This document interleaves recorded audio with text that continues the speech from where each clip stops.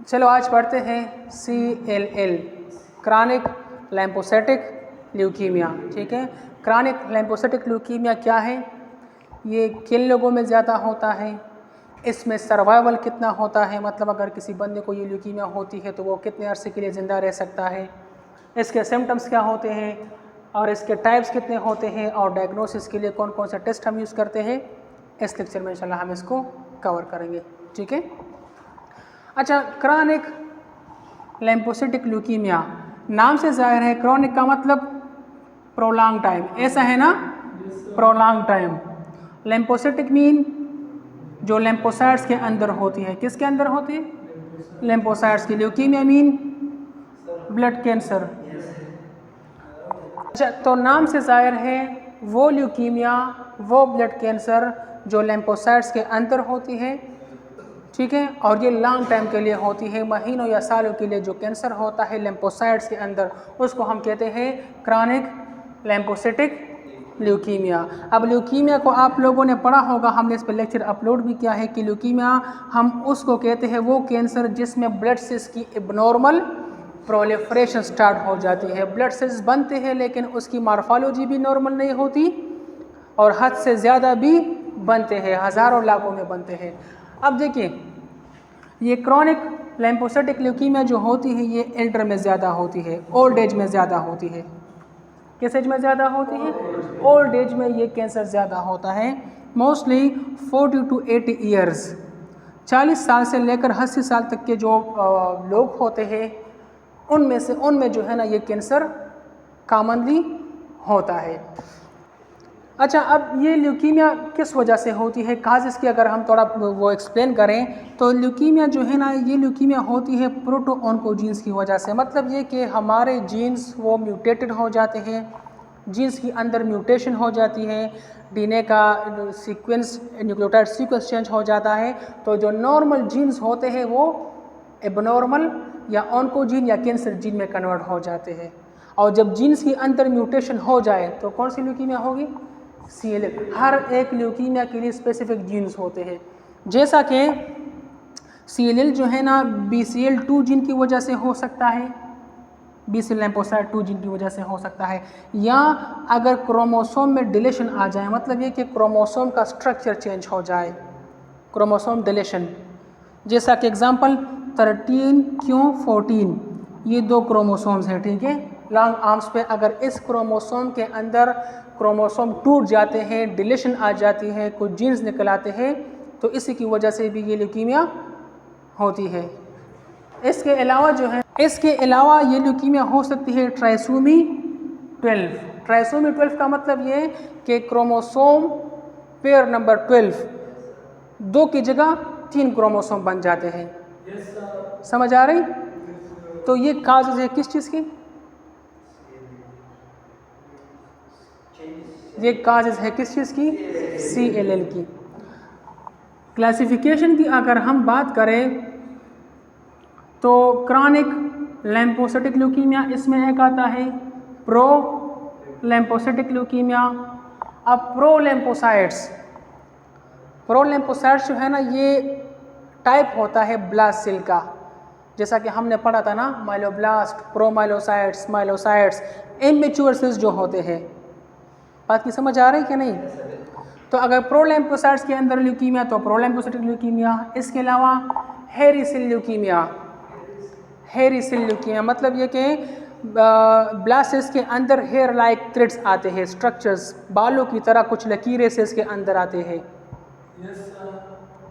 समझ आ रही, हेरी सेल ल्यूकीमिया। इसके अलावा प्लाज्मा सेल ल्यूकीमिया, अगर ल्यूकीमिया प्लाज्मा सेल के अंदर होता है, आप मुझे बताएं अगर किसी बंदे को प्लाज्मा सेल ल्यूकीमिया होती है तो उसके ब्लड में क्या ज़्यादा होंगे,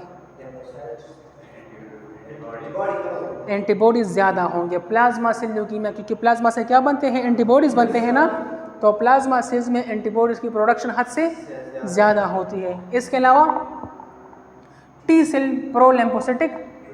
अब देखिए हम किसकी बात कर रहे हैं, लिम्फोसाइट्स की बात कर रहे हैं ना, तो लिम्फोसाइट्स के टाइप्स कितने होते हैं, 2 टाइप्स होते हैं ना, B लिम्फोसाइट्स एंड, तो ये कैंसर या B लिम्फोसाइट में होगा या T लिम्फोसाइट में होगा। Got it?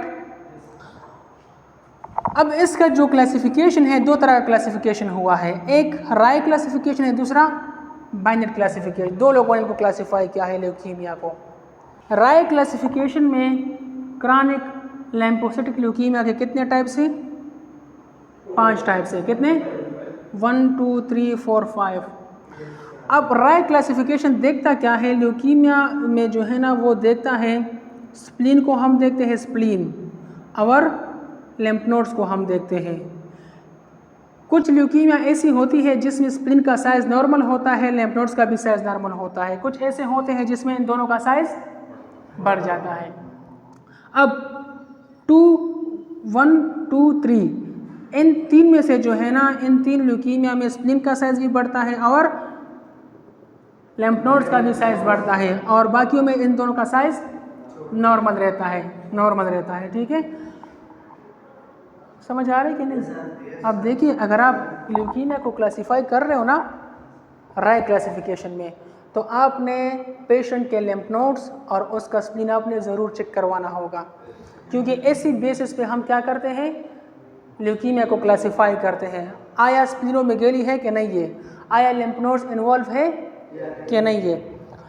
अगर किसी बंदे को ये ज़ीरो जो क्लासिफिकेशन राय क्लासिफिकेशन पहला जो टाइप है ज़ीरो, अगर किसी बंदा इस स्टेज में डायग्नोज होता है तो ये 12.5 ईयर्स ये सर्वाइवल करेगा, 12.5 साल तक ज़िंदा रह सकता है, उसके बाद इसकी डेथ हो जाएगी। समझ आ रही कि नहीं? सर्वाइवल रेट है, अगर किसी बंदे को ये ल्यूकीमिया होती है तो ये कितना सर्वाइव करेगा, कितने सालों तक ये ज़िंदा रहेगा, 12.5 ईयर्स। अगर किसी बंदे को 1 में वो आ जाता है, डायग्नोसिस हो जाती है, तो सर्वाइवल 8.5 ईयर्स, 2 में 3 एंड 4। अब इसी बेस पे जो है ना, इसी बेस पे हम सर्वाइवल भी देखते हैं और सीरियल को हम डायग्नोज भी करते हैं। Got it? गुड। बाइनेट क्लासिफिकेशन, बाइनेट ने जो है ना सीरियल को क्लासिफाई किया है 3 टाइप्स में। कितने टाइप्स में? A B C में क्लासिफाई किया है। ये राय में हम क्या देख रहे थे? स्प्लीन और लिम्फ नोड का साइज हम देख रहे थे। बाइनेट क्लासिफिकेशन में हमने देखना होगा ऑर्गन्स इन्वॉल्वमेंट। ऑर्गन्स हम ये देखते हैं कि बंदे को सीरियल ल्यूकीमिया हुई है, तो सीरियल ल्यूकीमिया की वजह से कौन कौन से ऑर्गन्स ख़राब हो गए हैं। स्प्लीन ने फंक्शन छोड़ दिया है, लिवर में कोई मसला आ गया है, स्किन के अंदर कोई मसला आ गया है। समझ आ रही? इसमें हम ऑर्गन इन्वॉल्वमेंट देखते हैं और इसमें साइज़ देखते हैं। अब ए बाइनेट क्लासिफिकेशन में जो ए ल्यूकीमिया होती है, इसमें कितने ऑर्गन्स इन्वॉल्व हो सकते हैं? 1 या 2 ऑर्गन्स इसमें इन्वॉल्व हो सकते हैं। इस ल्यूकीमिया की वजह से ऑर्गन्स डैमेज हो सकते हैं। और बी में और सी में कंफर्मेशन की ज़रूरत नहीं है, नॉट कंसिडर नहीं किया जाता। इन दोनों में हमने ऑर्गन्स इन्वॉल्वमेंट देखने होंगे। इसमें ज़्यादा भी हो सकते हैं, नहीं भी हो सकते। ठीक है, याद होगा। अब पढ़ते हैं क्लिनिकल फीचर्स। अगर किसी बंदे को ये ल्यूकीमिया होती है तो उसको अलामात क्या होंगे? एक, स्प्लीनोमेगेली, स्प्लीन का साइज बड़ा होगा। हेपेटोमेगेली, लिवर भी साइज में बड़ा होगा। इसके अलावा पेटेकिया मीन हमारे स्किन के ऊपर सुर्ख लाल रंग के धब्बे निकल आते हैं, रेशेस। एग्जैक्टली अगर आप इसको ट्रीट करोगे ना, नहीं खारिश के बगैर होता है। असल में होता क्या है कि इस ल्यूकीमिया में प्लेटलेट्स काउंट बहुत ज़्यादा गिर जाता है, तो जब थ्रोम्बोसाइटोपेनिया हो जाएगी तो पेशेंट के स्किन के ऊपर छोटे छोटे सुर्ख रंग के धब्बे निकल आएंगे, स्पॉट्स निकल आएंगे। आर यू गेटिंग मी?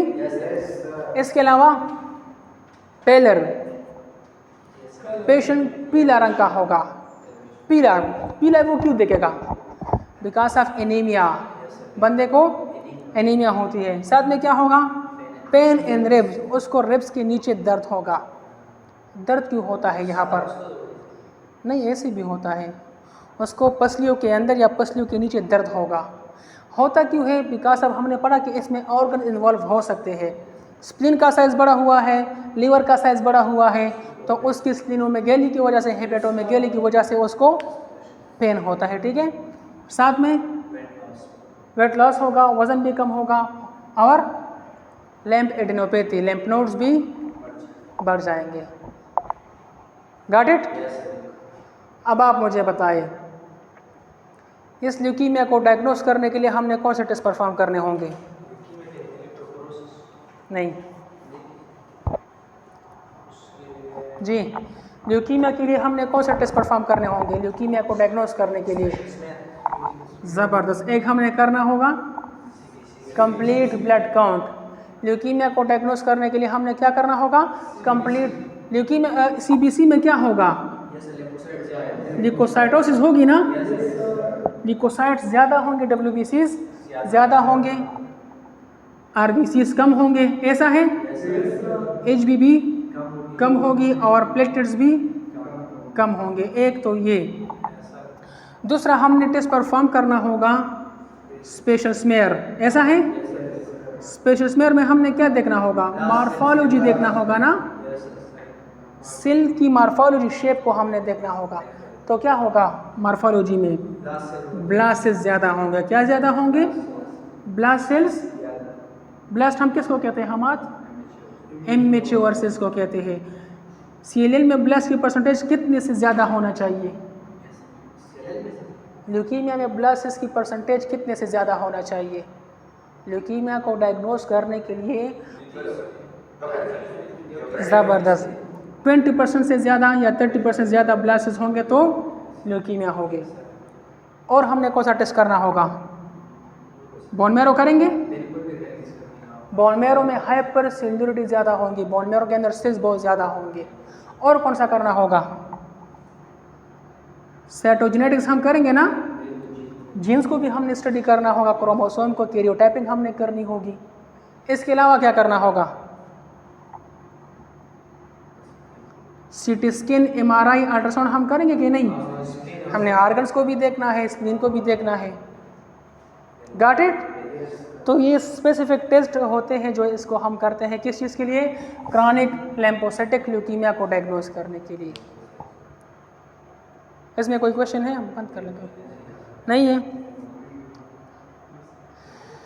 चलो इतना काफ़ी आज के लिए। अच्छा डियर व्यूवर्स, अगर आपको ये वीडियो अच्छी लगी है तो इसको लाइक करें, शेयर करें और चैनल को सब्सक्राइब करें। Thank you so much.